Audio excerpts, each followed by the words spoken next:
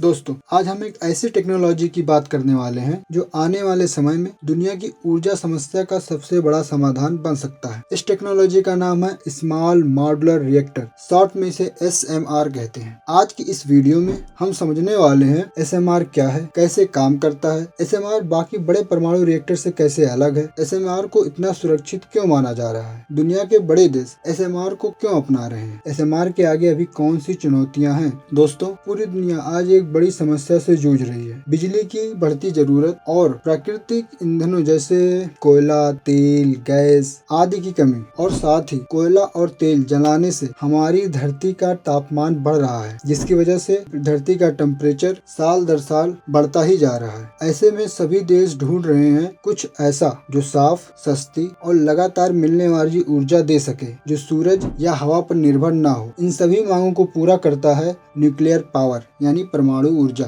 Nuclear energy क्या होती है? परमाणु ऊर्जा वो बिजली होती है जो यूरेनियम नाम की धातु को तोड़कर बनाई जाती है। इस टूटने की प्रक्रिया को न्यूक्लियर फिजन कहते हैं। जब यूरेनियम टूटता है तब उसमें से बहुत ज्यादा गर्मी निकलती है। इस गर्मी से पानी उबलता है, पानी से भाप बनता है और इसी भाप से टरबाइन को चलाकर बिजली बनाई जाती है। यही सेम काम न्यूक्लियर रिएक्टर करता है। अगर आप लोग टरबाइन पर एक फुल डिटेल वीडियो चाहते हैं तो कमेंट में लिखो टरबाइन। अब तक ये रिएक्टर बहुत बड़े, बहुत महंगे और इनको बनाने में लगभग 10 से 12 साल लग जाते थे। लेकिन नई टेक्नोलॉजी कहती है कि रिएक्टर छोटा भी हो सकता है और ज्यादा सुरक्षित भी हो सकता है और इसको फैक्ट्री में बनाकर ट्रक से ले जाया भी जा सकता है। बस यहीं से बनता है SMR, जो इन सभी बातों को सच करता है। अब बात आता है कि SMR क्या है। SMR का पूरा नाम तो मैंने पहले ही बता दिया है, तो उसको क्या बताना। SMR का पूरा नाम है स्मॉल मॉड्यूलर रिएक्टर, जिसका मतलब होता है छोटे हिस्सों में बनने वाला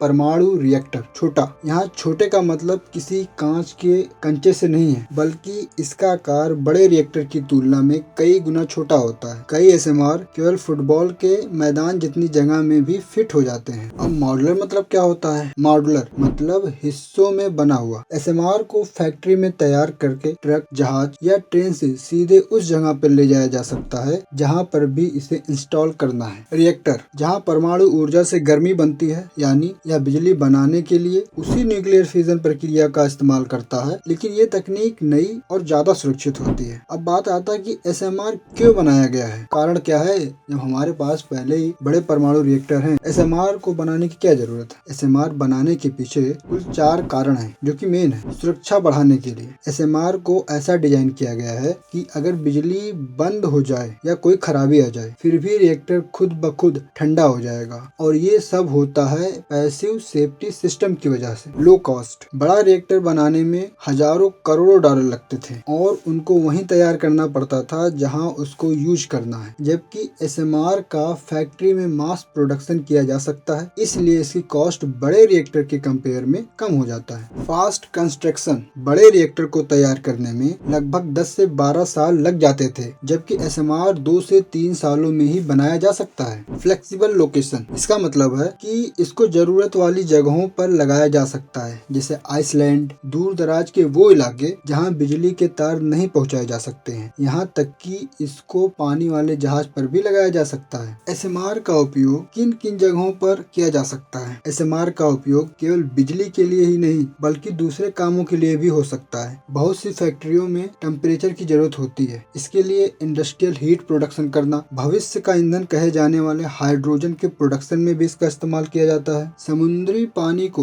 पीने लायक बनाने में भी इसका इस्तेमाल किया जाता है। माइनिंग की वो साइट जहाँ पे बिजली पहुँचाना आसान नहीं होता या फिर बिजली पहुँचाया ही नहीं जा सकता, वहाँ पे भी इसका इस्तेमाल किया जा सकता है। अच्छा, इसके सेफ्टी फीचर क्या है? Safety feature, small modular reactor दुनिया में इसलिए तेजी से लोकप्रिय हो रहा है क्योंकि इनकी सुरक्षा बेहद मजबूत है। पहला है पैसिव कूलिंग। इस सेफ्टी की वजह से इसमें पंखा, मोटर या पावर की जरूरत नहीं होती। अगर गर्मी बढ़ेगी लगेगी तो सिस्टम अपने आप बंद हो जाएगा और रिएक्टर खुद ठंडा हो जाएगा। अंडरग्राउंड इंस्टॉलेशन, कई एसएमआर जमीन के नीचे लगाए जाते हैं जिससे भूकंप, तूफान या हमले का खतरा बहुत कम हो जाता है। स्मॉल कोर साइज, रिएक्टर छोटा होने की वजह से गर्मी को कंट्रोल करना आसान होता है। स्टैंडर्ड साइज, इसका मतलब है कि सभी एसएमआर का डिजाइन लगभग एक जैसा होता है जिसकी वजह से उसको बनाने में तथा ऑपरेट करने में गलतियां कम होती है। एसएमआर कैसे काम करता है, अब हम बात करेंगे कि स्मॉल मॉड्यूलर रिएक्टर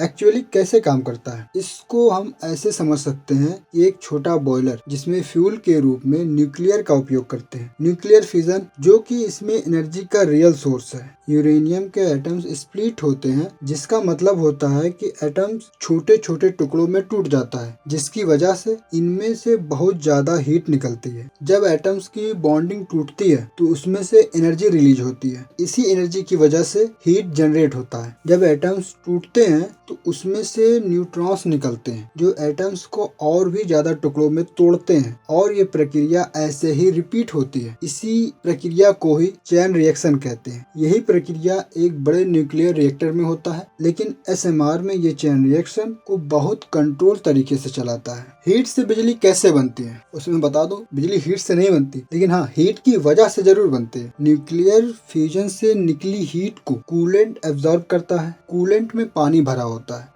कूलेंट गर्म होकर पानी को भाप में बदल देता है। इसका सिस्टम बिल्कुल प्रेशर कुकर जैसा होता है जिसमें से भाप बाहर निकलती है और टरबाइन के ब्लेड्स को घुमाते हैं जिससे जनरेटर इलेक्ट्रिसिटी बनाता है और भाप ठंडा होकर फिर से पानी में बदल जाता है। ये साइकिल लगातार रिपीट होती रहती है। एसएमआर में कौन कौन से पार्ट होते हैं? रिएक्टर कोर, इसमें फ्यूल के रूप में यूरेनियम होता है। कंट्रोल रॉड्स, ये रॉड चेन रिएक्शन को कंट्रोल करते हैं। कूलेंट लूप हीट को ट्रांसफर करता है। स्टीम जनरेटर पानी से भाप को बनाता है। टरबाइन एंड जनरेटर, टरबाइन का ब्लेड जब घूमता है तो उससे जुड़ा रोटर भी घूमता है जिससे जनरेटर बिजली बनाता है। एसएमआर को इतना सेफ क्यों माना जाता है? एसएमआर में पैसिव सेफ्टी सिस्टम होता है। इसका मतलब है अगर लाइट चली जाए, पंप बंद हो जाए या फिर ऑपरेटर कोई गलती कर दे तो रिएक्टर ऑटोमेटिकली खुद को कूल कर लेता है। Passive safety gravity natural circulation पर काम करता है जिसमें इलेक्ट्रिसिटी की जरूरत नहीं होती। उदाहरण के तौर पर अगर एसएमआर का कूलेंट पंप बंद हो जाए तो कूलेंट नेचुरली सर्कुलेट होता रहेगा जिससे ओवरहीटिंग नहीं होती है। एसएमआर लाभदायक कैसे होता है? बड़ा रिएक्टर ज्यादा हीट बनाता है जबकि छोटा रिएक्टर कम हीट बनाता है, इसलिए एसएमआर में मेल्ट डाउन का रिस्क बहुत कम होता है। इमरजेंसी में एसएमआर को तुरंत शिट डाउन करना पॉसिबल होता है। एसएमआर का छोटा कोर जल्दी ठंडा हो जाता है। एसएमआर में दिलचस्पी क्यों? इसके 4 मेन कारण हैं। क्लाइमेट चेंज के इम्पैक्ट को कम करने के लिए, कोल प्लांट्स को रिप्लेस करने के लिए, बिजली उत्पादन को सुरक्षित और स्थिर बनाने के लिए, फ्यूचर एनर्जी डिमांड को पूरा करने के लिए। एसएमआर के चैलेंजेस, जैसा कि हम जानते हैं हर टेक्नोलॉजी के साथ कुछ चैलेंज भी आता है। न्यूक्लियर पावर के नियम दुनिया में बहुत सख्त होते हैं जिसकी वजह से रेगुलेटरी अप्रूवल बहुत धीरे मिलता है। न्यूक्लियर शब्द सुनते ही लोग डर जाते हैं और इसकी वजह है चेरनोबिल जैसी दुर्घटना। एसएमआर का फ्यूचर, अगले 20 सालों में यूएसए, चाइना, इंडिया,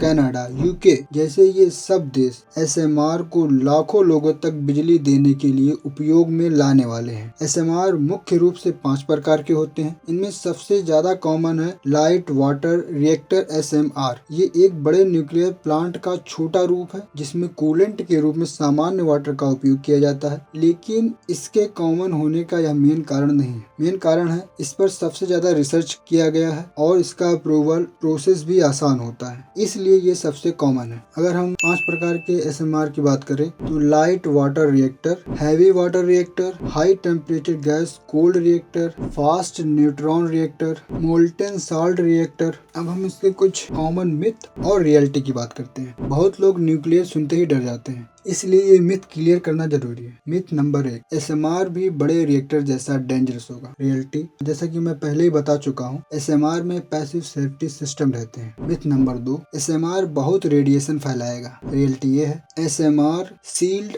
और अंडरग्राउंड होते हैं जिसकी वजह से रेडिएशन फैलना ऑलमोस्ट इम्पॉसिबल होता है। मिथ नंबर 3, एसएमआर से एनवायरमेंट को नुकसान होगा। रियलिटी है ASMR zero carbon energy produce करता है। कोल प्लांट से लाखों लाखों गुना क्लीन एनर्जी देता है। SMR के फायदे और नुकसान। SMR के प्रमुख फायदे। SMR को क्लीन एनर्जी टेक्नोलॉजी माना जा रहा है। बड़े न्यूक्लियर प्लांट को कई किलोमीटर की जगह की जरूरत होती है, लेकिन SMR 1/10 जगह में ही लग सकता है। मतलब किसी बड़े रिएक्टर की जगह को 10 बराबर भागों में बांट दो, फिर 10 भागों में से किसी एक भाग में ही SMR को फिट किया जा सकता है। Modular design. एक मॉड्यूलर से लगभग 50 से 100 मेगावाट एनर्जी बना सकते हैं। अगर मांग बढ़ जाए तो नए मॉड्यूलर को जोड़कर पावर को बढ़ाया जा सकता है। Passive safety system. अगर सारे सिस्टम फेल भी हो जाएं, तब भी रिएक्टर खुद को ठंडा कर लेता है। इससे एक्सीडेंट का रिस्क कम हो जाता है। Zero carbon energy. SMR से बिजली बनाते समय स्मोक नहीं होता है, CO2 नहीं होता है, पॉल्यूशन नहीं होता है। क्लाइमेट चेंज रोकने वाले परफेक्ट क्लीन एनर्जी है ये। मल्टीपर्पज। इसका उपयोग सिर्फ बिजली बनाने के लिए ही नहीं